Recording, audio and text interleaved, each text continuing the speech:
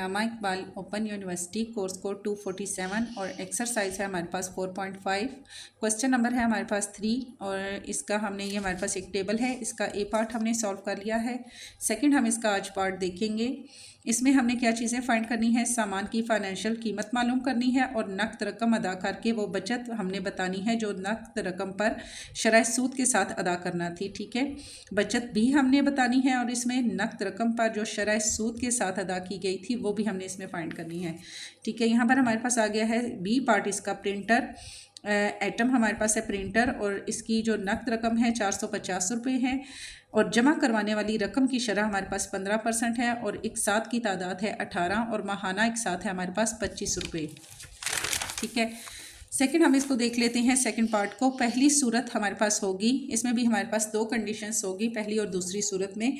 ठीक है, पहली सूरत में हम लिखेंगे नकद रकम हमारे पास है = 450 रुपये और दूसरी सूरत में हम लिखेंगे जमा करवाई रकम की शरह, यानी कि 450 जो उसने नकद रकम अदा करनी है उसकी जो शरह है वो हमने यहाँ पर सेकंड में हमने लिखनी है, वो है हमारे पास 15%।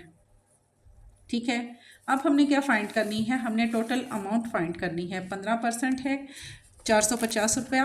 ठीक है, और उसकी जो शरह है वो 15% है। तो जब परसेंटेज को हम फाइंड करेंगे तो हम यहाँ लिखेंगे 15 ओवर परसेंटेज का हमारे पास लगेगा 100।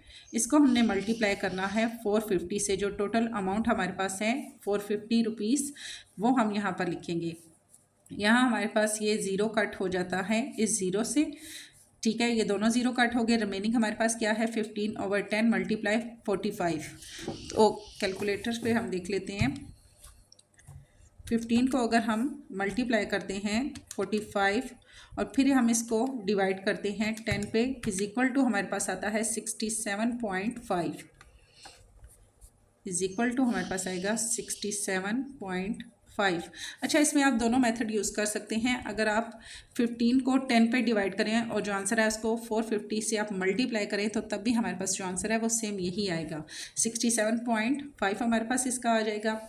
इकसात की तादाद नेक्स्ट हमने देखनी है, यहाँ हमने इसके साथ रुपये लिखने हैं क्योंकि हम पाकिस्तानी रुपयों में इनको फाइंड कर रहे हैं।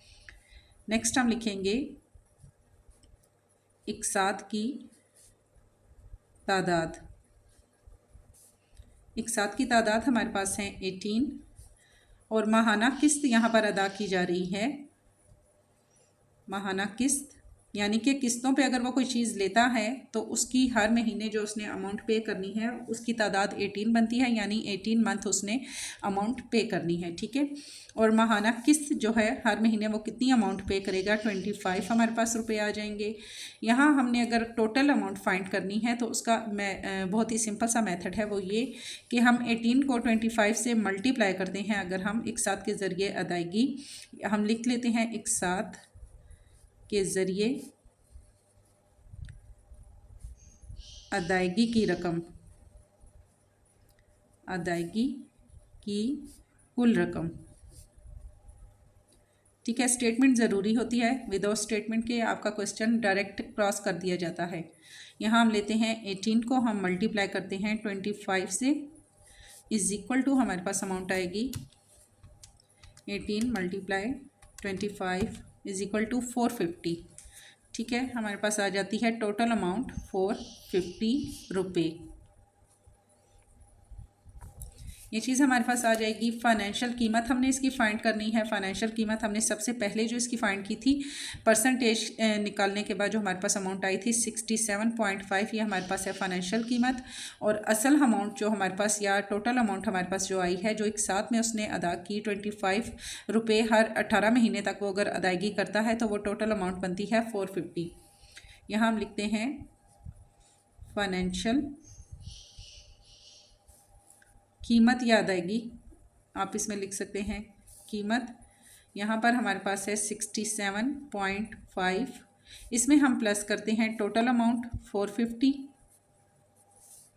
= हमारे पास आएगा इसका 450 में हम प्लस करते हैं 67.5 = हमारे पास आता है 517.5।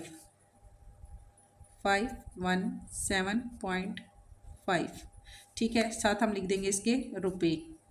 क्योंकि हमने ये अमाउंट जो फाइंड कर रहे हैं पाकिस्तानी रुपीस में हम इसको फाइंड कर रहे हैं।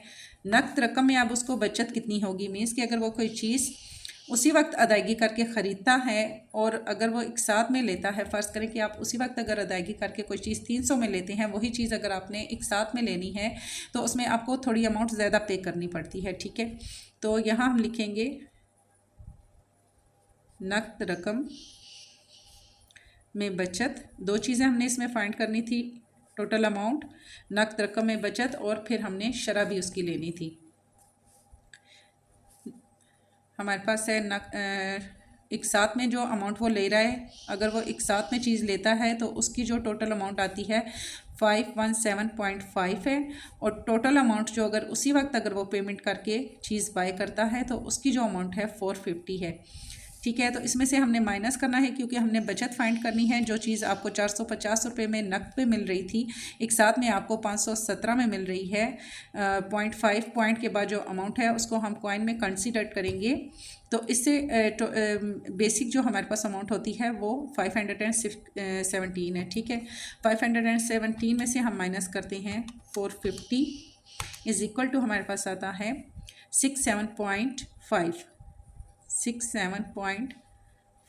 ये हो जाएगी उसको बचत, यानी कि 67 रुपीज़ उसको बचत हो जाएगी। अब हमने इसका फ़ीसद फाइंड करना है। अमाउंट में जो हमारे पास बचत हुई है वो तो हमने फाइंड कर ली। नेक्स्ट हमने यहाँ देखना है कि जो अमाउंट हमें मिली है या जो बचत हुई है उसको अगर हम फ़ीसद में लेते हैं तो उसका हमारे पास आंसर क्या आएगा। यहाँ हम लेते हैं नकद रकम का फ़ीसद। शरह और फ़ीसद दोनों एक ही हैं, ठीक है। शरह फाइंड करनी हो या फ़ीसद देना हो, फ़ीसद का आपको साइन पता है कि ऐसे परसेंटेज की साइन हमारे पास आ जाता है, और जहाँ भी शरह लिखा हो इट मीन कि आपने उसका परसेंटेज फाइंड करना है।